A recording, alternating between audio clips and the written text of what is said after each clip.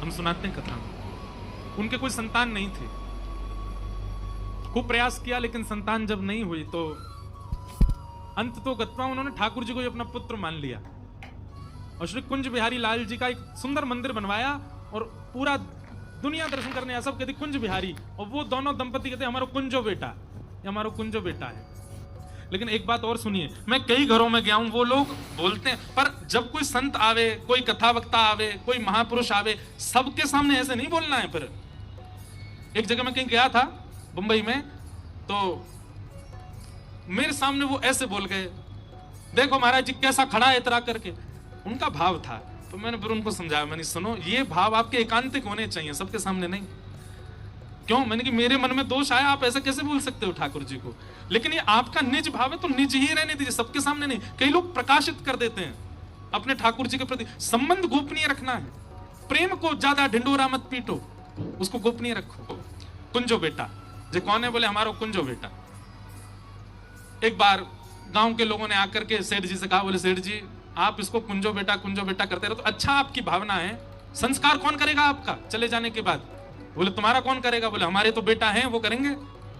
बोले मेरा भी बेटा कुंजो बेटा जी करेगा। इतने विश्वास से उन्होंने ये बात कह दी। कुछ समय बाद उनके प्राण चले गए। गांव के सब लोग इकट्ठे हुए, सब लोग उनको ले जाने लगे। सब लोग प्रशंसा तो करते ही हैं, जब कोई चला जाता है तो उसकी सब प्रशंसा करते हैं, बहुत अच्छे थे, बहुत बढ़िया थे, सब कहते जा रहे थे। छोटे छोटे कई सारे बच्चे शव यात्रा में चल रहे थे रोते हुए। क्यों? उनके बालक नहीं थे तो गांव के सब बच्चों से प्रेम करते थे। जैसे ही शमशान पहुंचे, बोले भाई कैसे करना है इनका संस्कार, कौन करेगा? तभी उन बालकों में एक बालक बहुत रो रहा था, अंगूठा पकड़ करके, सेठ जी कहाँ चले गए, अब मुझे कौन पवाएगा, मुझे दूध कौन पिलाएगा? गांव के लोगों ने सोचा यही बालक बहुत रो रहा है, इसी से ही करा दो। और भाई हमारे गांव के सेठ जी, हम सब करेंगे इनके 13 दिन तक जो भी लीला होगी, हम ही परिवार है इनका, गांव का ही एक बालक है, इसी से करा दो। उस बालक से सेठ जी का संस्कार हो गया। संस्कार करने के बाद यमुना जी में स्नान के लिए सब लोग बोले भाई गोता लगाओ, एक एक गोता लगा के घर चलो। सब लोग गोता लगाने के लिए गए। जैसे ही उस बालक ने गोता लगाया, सब लोग बाहर खड़े थे, निकलेगा निकलेगा निकलेगा, वो निकला ही नहीं बाहर। गोताखोरों ने खूब ढूंढा, नहीं मिला। अभी एक वृद्ध सेठ जी का मित्र बोले सेठ जी कहते थे मेरा संस्कार कुंजो बेटा करेगा। ये कुंज बिहारी तो नहीं थे। अरे दौड़ के चलो सेठ जी के मंदिर में, कुंज बिहारी को जाके देखो। सब दौड़ करके गए तो कुंज बिहारी लाल जी को देखा तो सिक से लेकर के नख तक वो जल निमग्न थे और पूरा यमुना जी का जल उनके अंग से गिर रहा था, मानो गोता लगा करके आए ऐसे हैं ठाकुर जी। आप भूल सकते हैं कि आपने क्या संबंध माना है ठाकुर जी से, लेकिन ठाकुर जी को एक बार आपने बता दिया, ठाकुर जी नहीं भूलते। ठाकुर जी सदा याद रख और निभाते भी हैं। इसलिए कोई संबंध बनाओ। और संसार में जिस संबंध का अभाव ज्यादा हो ना, सबसे ज्यादा अभाव दो चीजों का है आज की डेट में। पहला तो मित्र नहीं है आजकल, सब रे बस पैसा खर्च करवाने वाले हैं और आपको धोखा देने वाले, मित्र कोई नहीं है। मित्र का संबंध, और दूसरा प्रेमी का संबंध। प्रेमी और मित्र संसार में खोजने पे नहीं मिलेंगे। ये दोनों संबंध ठाकुर जी से बना सकते, पर मेरे कहने से नहीं, आपका अपना भाव बने तो। पूछिए क्या लगता है आपको ठाकुर जी को देख के, कौन दिखते हैं आपको? वही संबंध बनाओ। वैद्यम वास्तवमत्र वस्तु शिवदम। ठाकुर जी से वास्तविक संबंध बनवाने में आपकी सबसे ज्यादा सहायता करेंगी भागवत जी। और कैसा संबंध बनेगा? बोले शिवदम। शिवदम यानी कि कल्याणकारी। तो विषय, अधिकारी, संबंध, और अंतिम बात आती प्रयोजनम। तो प्रयोजन क्या है? तापत्रयोन्मूलनम। भागवत जी का प्रयोजन क्या है? 3 प्रकार के ताप, 3 प्रकार के दुख होते हैं हम सबके जीवन में, आदि दैविक, आध्यात्मिक, आदि भौतिक।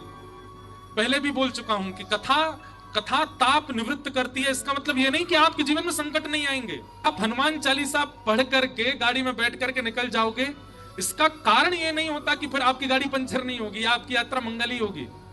जैसी भी यात्रा हो, आपका चित्त सम रहेगा।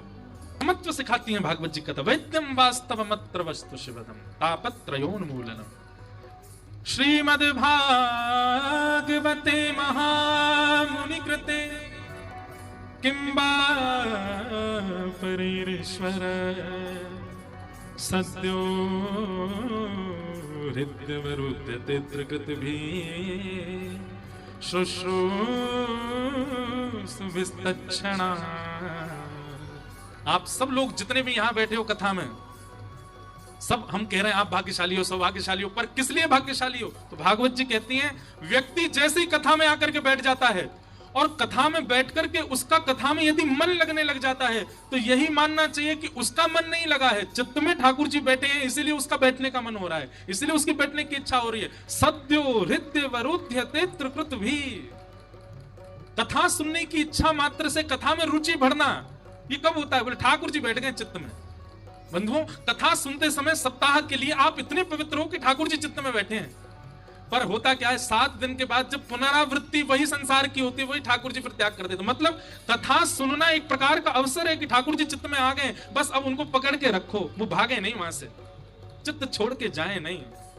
उसके लिए उपाय एक ही है कि जो सुना, कथा में जब तक बैठे तब तक ठाकुर जी चित्त में हैं, पर बाहर जाते आप सुनी हुई बात को जब अनसुना करके वही दोहराते हैं जो संसार का है, ठाकुर जी चले जाते हैं। एक पंक्ति हम गाया करते हैं कथा में, बना करके हृदय में हम प्रेम मंदिर, कन्हैया कन्हैया पुकारा करेंगे, लताओं में ब्रज की गुजारा करेंगे, कन्हैया कन्हैया। नेत्र बंद करके गाओ, श्री राधा रमण लाल, राधा वल्लभ लाल का स्मरण करके गाओ।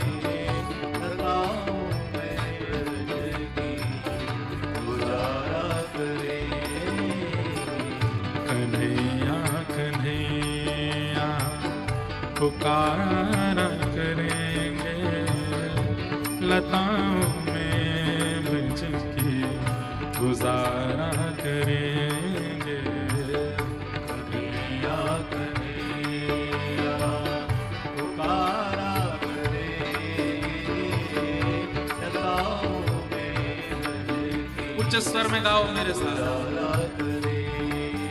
ओ कहीं तो मिलेंगे वो बांके बिहारी, कहीं तो मिलेंगे वो बांके बिहारी, कहीं तो मिलेंगे राधा रमण बिहारी, कहीं तो मिलेंगे राधा रमण बिहारी, उन्हीं के चरण चित लगाया करेंगे, उन्हीं के चरण चित लगाया करेंगे, उन्हीं के चरण चित लगाया करेंगे, उन्हीं के चरण चित लगाया। भाव से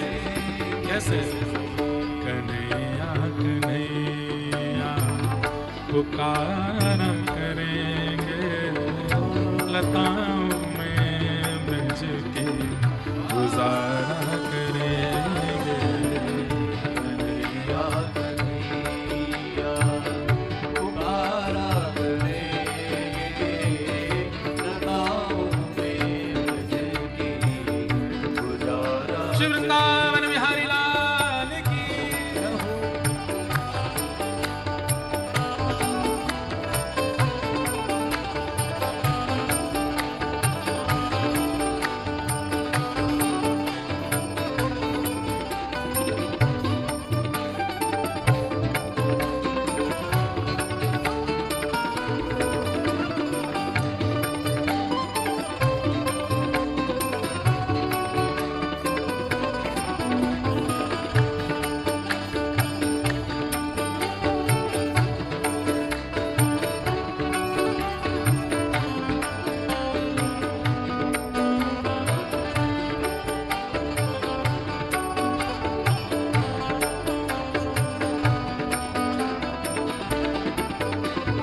जो पंक्ति मेरे चित्त में आ रही थी वो पंक्ति यही है, बना करके हृदय में हम प्रेम मंदिर, बना करके हृदय में हम प्रेम मंदिर, बना करके हृदय में हम प्रेम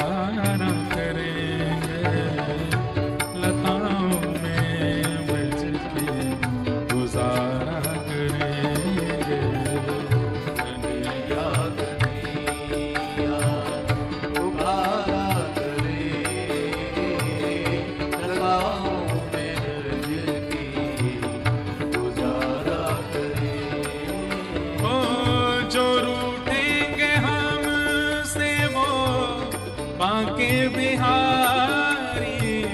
जो रूठेंगे हमसे वो बांके बिहारी। जो रूठेंगे हमसे वो वल्लभ बिहारी। रूठेंगे हमसे वो वल्लभ बिहारी। बात हमारी सुनो। ठाकुर जी रूठे हैं, इसका क्या प्रमाण है? अगर आपने कोई अपराध किया है तो आप समझ ही जाओगे कि ये मैं अपने अपराध का भोग रहा हूं। अभी मैंने पूर्व में ऐसा किया था, ये इसीलिए मेरे साथ अभी जो हो रहा है वो मेरे पूर्व का कोई कृत्य है जो मैं भोग रहा हूं। लेकिन आप अगर प्रेम लक्षणा भक्ति में हो, जितनी संख्या यहां बैठी सब प्रेम लक्षणा भक्ति वाले हैं, आप प्रेम लक्षणा भक्ति में हो और इस भक्ति पथ पर आने पर ठाकुर जी आपसे रूठ गए, ये इसमें कैसे पता चले? इसमें अपराध नहीं आते हैं लौट करके। तो आप जैसा चाहते हो वैसा आपको मिलने लग जाए तो समझ जाओ ठाकुर जी रूठ गए। आपने जो सोचा, जहां सोचा वहां चले गए, समझ जाओ ठाकुर जी रूठे बैठे हैं। जैसे कई बार प्रेमी यदि रूठ जाता है तो उसका प्रेमी उसको सब देगा। जैसे पति रूठा हो या पत्नी रूठी हो तो पति को भोजन भी देगी, चाय भी देगी, पानी भी देगी, टिफिन भी लगाएगी, कपड़े भी प्रेस करेगी, सब कर, पर बात नहीं करेगी। रूठने पर वो सारे काम बल्कि टाइम पे और करेगी। और दिन तो भले लेट कर दे, पर जिस दिन रूठी होगी उस दिन पहले ही उठ के बना देगी भोजन। तो रूठी है। ठाकुर जी जब रूठ जाते हैं किसी प्रेम करने वाले से तो उसकी मनचाही हर वस्तु दे देते हैं उसको, ले जा खुश रह तू। हम लोगों को लगता है कि वृंदावन नहीं जा पा रहे, ठाकुर जी रूठे हुए हैं, श्री जी रूठी हुई हैं। नहीं, ठाकुर जी का रूठना अलग है।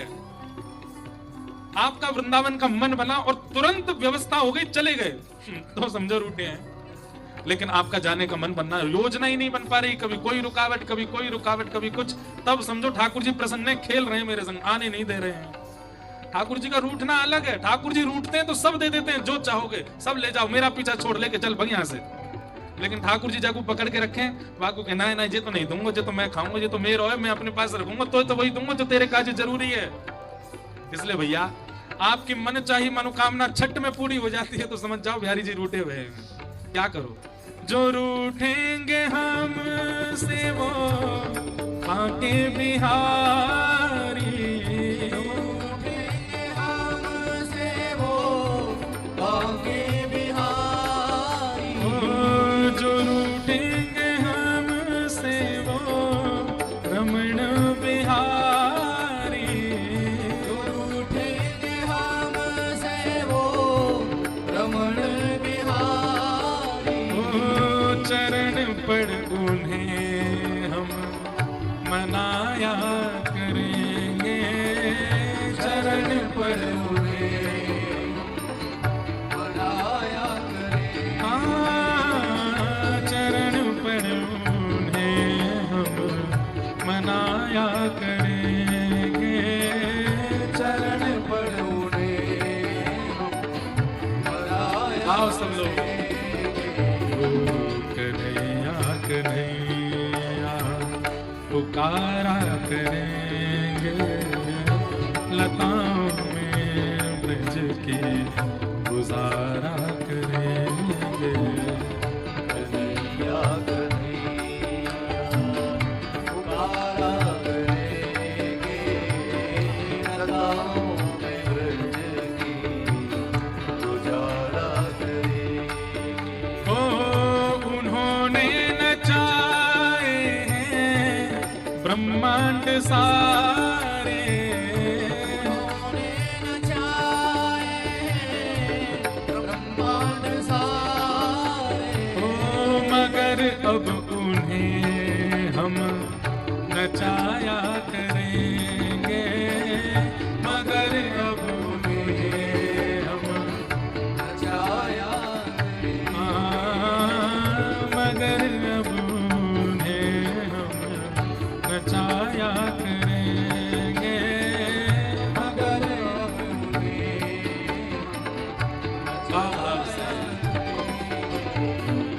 कन्हैया कन्हैया पुकारा करेंगे, लताओं में ब्रज की गुजारा करेंगे।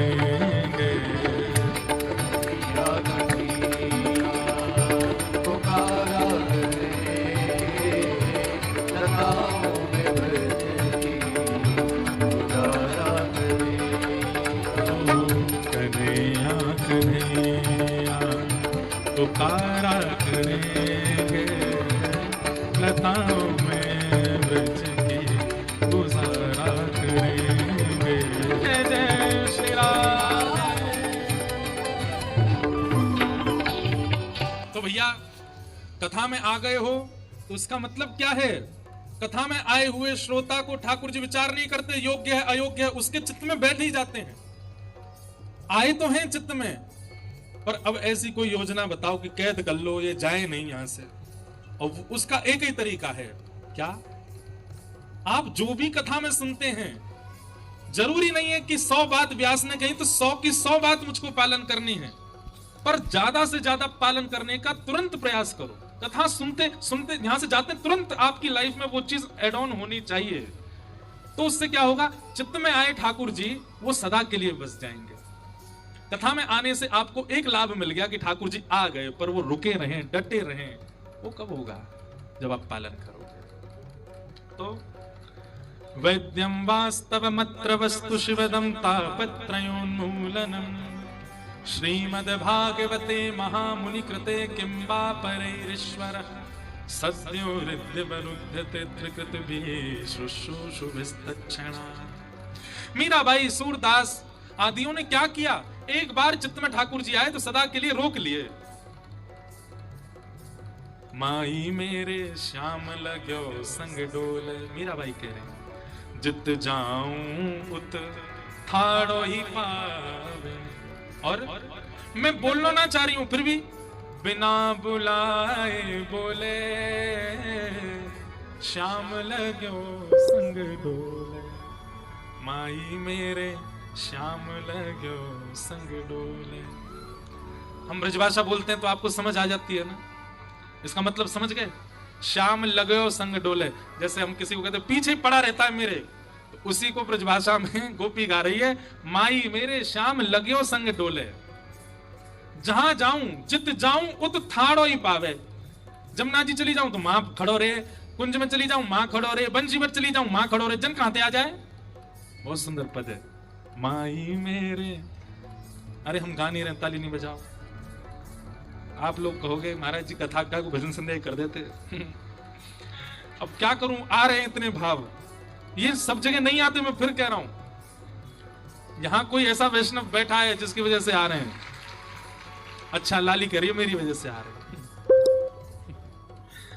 माई मेरे श्याम लगो संग डोले, माई मेरे श्याम लगो संग, श्याम लगो संग, श्याम लगो संग, श्याम लगो संग डोले, माई मेरे श्याम लगो संग। और क्या कह रहे हैं? जित जाऊं उत ठाड़ो ही पावे, जित जाऊं उत ठाड़ो ही पावे, बिना बुलाए बोले,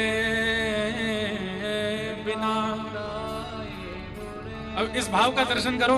गोपी कह रही है मैं जा रही हूँ पनघट पे पनिया भरवे, सामने दिख गए नंदलाला, मैंने कही या तो बातें ना करनी, वो मुंह फेर के चल दो। अब मैं बात ना करना चाह रही, मैं तो अपने मार्ग पे जा रही हूँ। दूर से बोला भाभी जी कहाँ जा रही हो, हमको नहीं देखोगे? अरे नेक अपनो चांद से मुकड़ा तो दिखाए दो। गोपी कह रही है बिना बुलाए बोले, बिना बुलाए बोले, ओ श्याम लगो संग डोले, माई मेरे श्याम लगो संग। और कहा करूं, कोई गोपी बोली तू मत जाए कर वाके पास, वो कितना बुलाया करे, तू चली जाए कर अपने काम पे, हमें रोज आ जाए शिकायत लेके, कितनों बुला तो रे, तू मत जाए कर, मत देखे कर वाकी ओर। तब गोपी अपना भाव बता रही, कितना सुंदर। कहा करूं लोभी मेरे नैना, कहा करूं लोभी मेरे नैना, हंस हंस घूंघट खोले, हंस हंस घूंघट खोले, ओ श्याम लगो संग डोले, माई मेरे श्याम लगो संग डोले। मैं तो बहुत प्रयास करूं कि बाकू देखूं ही ना, पर कहा करूं ऐसे लोभी हैं मेरे नेत्र, जैसे दिख जाए श्याम सुंदर खड़ा अपने आप ही खुल जाए, बाकी और देखने लगे। तो ठाकुर जी आ गए चित्त में, अवसर है आप सबके पास, यहाँ बैठे हर व्यक्ति के चित्त में श्री लाल जी बैठे हैं इस वक्त। और ये मैं नहीं कह रहा हूं, श्रीमद् भागवत जी के प्रथम स्कंद में ही वर्णन है कि आप कथा आकर के बैठ के सुनते हैं तो आपके चित्त में ठाकुर जी आ जाते हैं। पर वही बात है, हम आपके घर आए, अब आपका कमरा हमको नहीं पसंद आएगा तो हम बोल देंगे ना कि भाई हम जा रहे हैं, हम कहीं और रुक जाएंगे, यहाँ मन नहीं लग रहा हमारा। ठीक वैसे ही ठाकुर जी अभी चेक तो कर लिया, अब 7 दिन चेक कर रहे हैं आप सबके चित्त रूपी कक्ष को। जब उनको दिखेगा कि भाई ये हमारे लायक नहीं है, हमारे योग्य नहीं है, तो ठाकुर जी चले जाएंगे। काहे को इस अवसर को गवाओ, ऐसा करो कि श्री ठाकुर जी सदा के लिए चित्त में ही विराज जाएं। वैद्यम वास्तव मत्र वस्तु शिवदम, ऐसा संबंध बना लो ठाकुर जी से। तो उसके लिए 2 काम करने। पहली बात, कथा में 100 बातों में से कम 10 बातें तो आप उतारो जीवन में। और दूसरी बात, ठाकुर जी से कोई संबंध बना लो, ठाकुर जी संबंध बना लो, कथा की 10 बातें कम से कम जीवन में उतारो।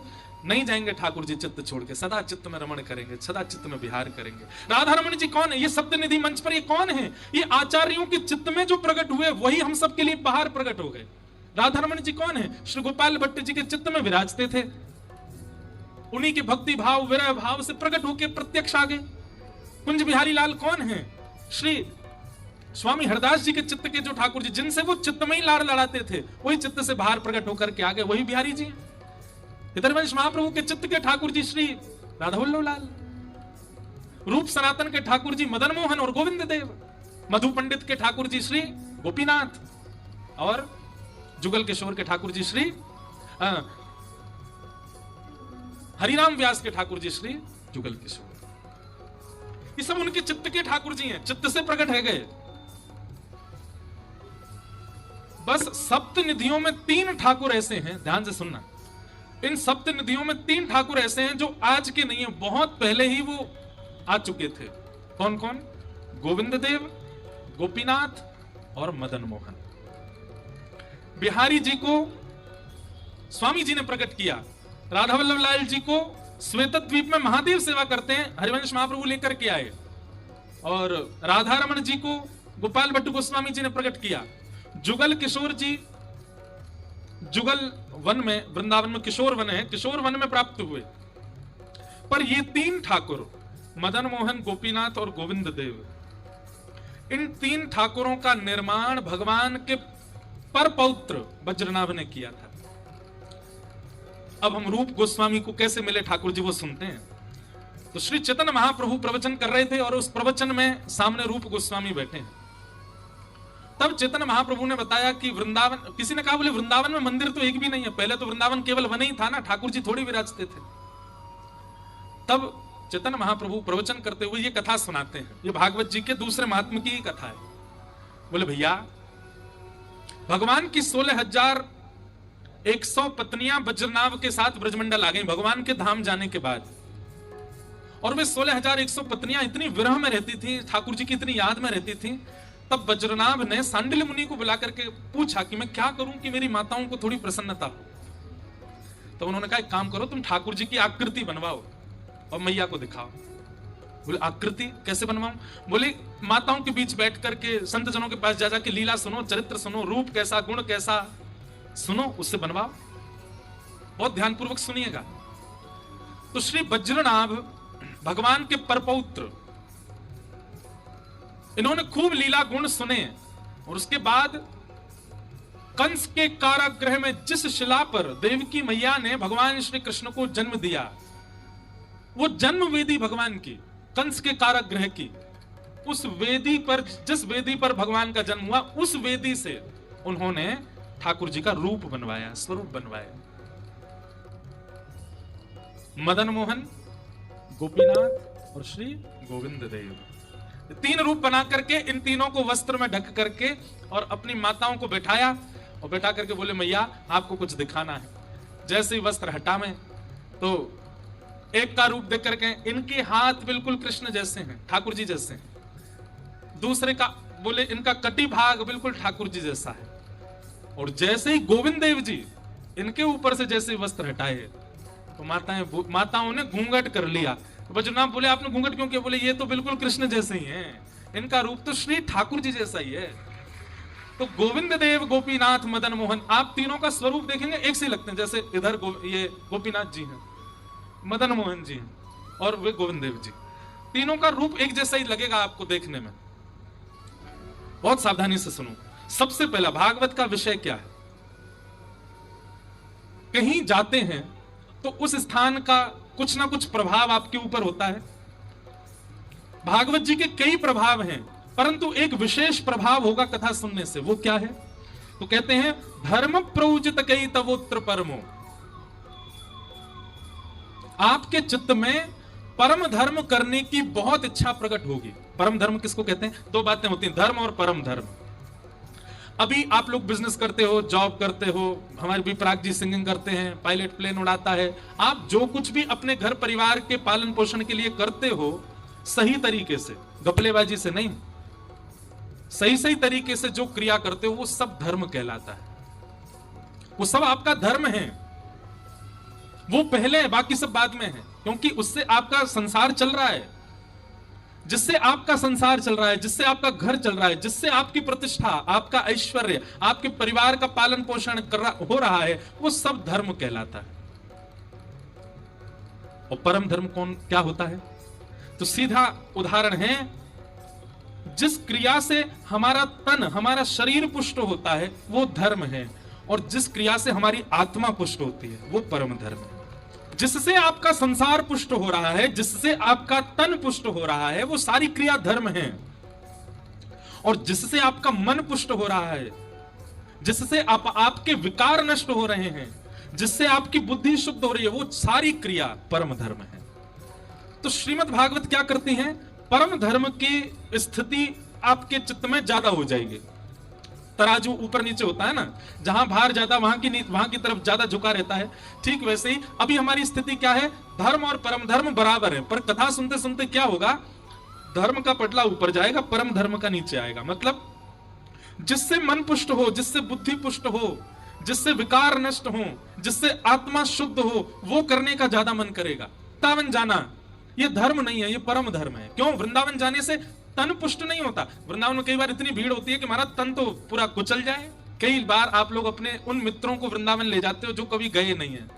आजकल तो रील्स वील्स में देख के लोग वृंदावन ज्यादा जाते हैं, और फिर वृंदावन जाकर के वहां की भीड़, वहां की गर्मी, वहां पे धूप ताप पड़ रही है महाराज, गाड़ियां घुसने नहीं दे रहे, पुलिस वालों ने बाहर ही रोक दी है। अब बताओ क्या करें? उस स्थिति में जो आपके संग में मित्र आदि गए, भैया हम तो ठीक है, अब हमसे ज्यादा वृंदावन नहीं जाया जा सकता, व्यवस्थाएं बड़ी कम है यहाँ पे। ऐसा व्यक्ति कौन है? शरीर को प्रधानता देने वाला। वो वृंदावन में टिक नहीं सकता। उसको वृंदावन के स्वाद, वृंदावन के व्यंजन, वृंदावन की व्यवस्था, वहां पे मन लग ही नहीं सकता। पर मन से वृंदावन के स्वरूप को जानने वाला, और धूप में भी खड़ा रहेगा, उसको उसमें भी आनंद है। राधा वल्लभ जी में, बिहारी जी में झोंका पड़ रहा है, महाराज पीछे से रेला का रेला पूरा धक्का दे रहा है, तब भी यूं लग रहा है एक झलक दिख जाए बिहारी जी की। क्यों? तन प्रधान नहीं है, मन प्रधान। वहीं थिएटर में मूवी देखने जाओ, आपकी सीट के आगे वाला खड़ा हो जाए तो ए भैया बैठ जा, बैठ जा, ए भैया तेरे हाथ जोड़े बैठ जा, पैसा देख के आए यार 3 घंटा की पिक्चर देखने। वहां तन प्रधान होता है तो आप सामने वाले को हटा दो। बिहारी जी में आप सामने वाले को नीचे नहीं करते, खुद ऊपर उठते हो कि ठाकुर जी दिखें, क्योंकि तन प्रधान नहीं है, वहां आत्मा प्रधान है। तो श्रीमद् भागवत क्या करती है? आपकी तन की जो प्रधानता है, उसमें जो आप रमे हुए हो ना, उस स्थिति को कम करते, फिर आप सम हो जाते हो, आप परम धर्म की ओर अग्रसित हो जाते हो। भाई 3 घंटा बैठ करके कथा सुनना ये सामान्य बात नहीं है। भगवान गीता में कहते हैं संसार में 2 काम सबसे कठिन, पहला स्वयं अध्ययन करना, और दूसरा खुद मौन रह के दूसरे को सुनना। सबसे कठिन ये 2 काम। आप क्योंकि अभी आपका धर्म गौड़ हो चुका है, परम धर्म प्रधान हो चुका है, इसलिए आप अपनी आत्मा को विशेषता दे रहे हो, और उसके सुख के लिए, मन के सुख के लिए। अब यहां बैठने में आपके तन को कोई सुख नहीं हो रहा होगा, लेकिन मन प्रसन्न हो रहा है, मन में सुख है, मन में आनंद है। यही भागवत जी का नियम है। अब ये जो 7 दिन तक आपके तन की स्थिति ना, ये अनवरत जीवन के लिए हो जाएगी, तब समझो कि हाँ अब कथा की कृपा हम पे हुई है। तो भागवत जी का विषय क्या है? धर्म प्रयोजित कई तवोत्र परमो। दूसरी बात तो बहुत जरूरी है सुनने वाली। भागवत जी का अधिकारी कौन है? इस पंडाल में हजारों लोग बैठे हैं, लेकिन इन हजारों में अधिकारी कौन है कथा सुनने का? तो कहते हैं जो मात्सर्य दोष से रहित है, जिसके चित्त में मत्सरता नहीं है। मात्सर्य दोष किसको कहते हैं? किसी का रूप देख करके, किसी का गुण सुन करके, किसी की योग्यता जान करके आपको पीड़ा हो, इसी को मात्सर्य दोष कहते हैं। एक बात हमारी बहुत ध्यान से सुनना बंधुओं,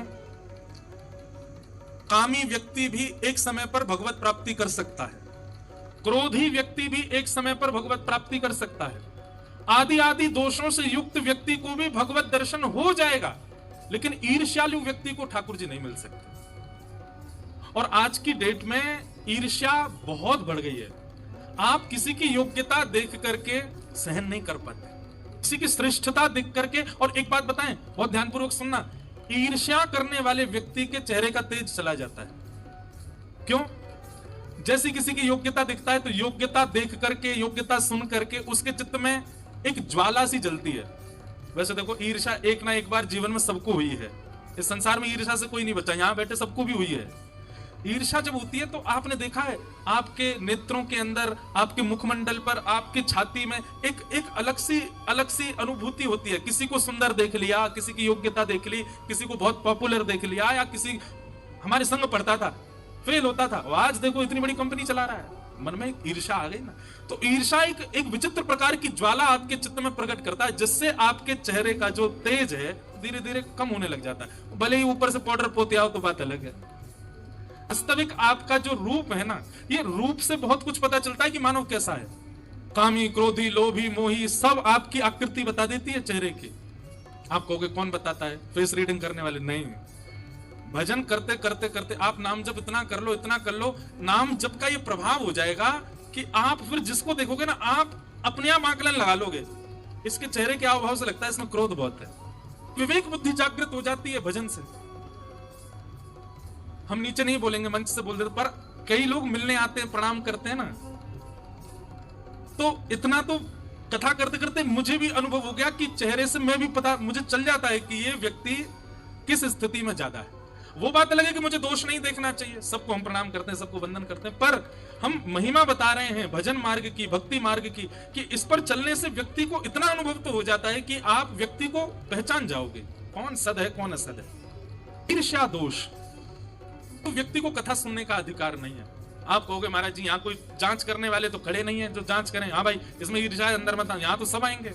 6th क्लास में पढ़ने वाला बालक 6th क्लास पास आउट नहीं हो, 7th में गया ही ना हो, 8th क्लास की किताबें देखी ना हो, सीधे 9th में बैठ जाए, क्लास में तो बैठ जाएगा पर पढ़ाई समझ में नहीं आएगी। जिसने अपने लाइफ में कॉमर्स नहीं पढ़ी होगी या वो स्ट्रीम नहीं ली हो, तो चार्टर्ड अकाउंटेंट की कोचिंग क्लास में चला जाए, उसको समझ आएगा? नहीं आएगा। ठीक वैसे ही आप कथा में आके बैठ जाएंगे, कथा भी आपको जचेगी क्योंकि चरित्र इतने सुंदर है कि आपका मन लगेगा, लेकिन आप इंप्लीमेंट नहीं कर पाओगे अपनी लाइफ में अगर आपके चित्त में ईर्ष्या होगी। तो आप यहां से बाहर निकलते, सुनी थी बात, सिर भी हिलाया था, अच्छी भी लगी थी, पर अपनी लाइफ में धारण कर लो, वो नहीं हो पाएगा। क्यों? आपके चित्त में जो ईर्ष्या है वो उसको करने से रोकेगा। अब बात आती है कि महाराज जी फिर ये ईर्ष्या नष्ट हो कैसे, ईर्ष्या का भाव चित्त से जाए कैसे? एक ही उपाय है हमारे पास, तो सत्संग की अवधि बढ़ा लो, जितना ज्यादा हो सके जीवन में फिर सत्संग का भाव बढ़ाओ। सत्संग करते करते करते करते करते करते एक समय ऐसा आएगा कि फिर आपको जिसको देख के ईर्ष्या होती थी, फिर उसको देख करके भी उससे ईर्ष्या भाव ना होके उसमें भी गुण भाव होगा। और नहीं तो इन कथाओं में ही आप टेस्ट कर लो। आज जब जाओ कथा से अपने घर, तो वो व्यक्ति जिससे भी आपको ईर्ष्या होती है, कोई तो होगा ऐसा जिसको देख के सुहाता ही नहीं है बिल्कुल, उसका फोटो देखना एक बार और थोड़ी देर देखते रहना और फिर ये विचार करना इसमें गुण क्या है। अवगुण तो मुझे बहुत सारे दिख गए इसमें, लेकिन इसमें गुण क्या है?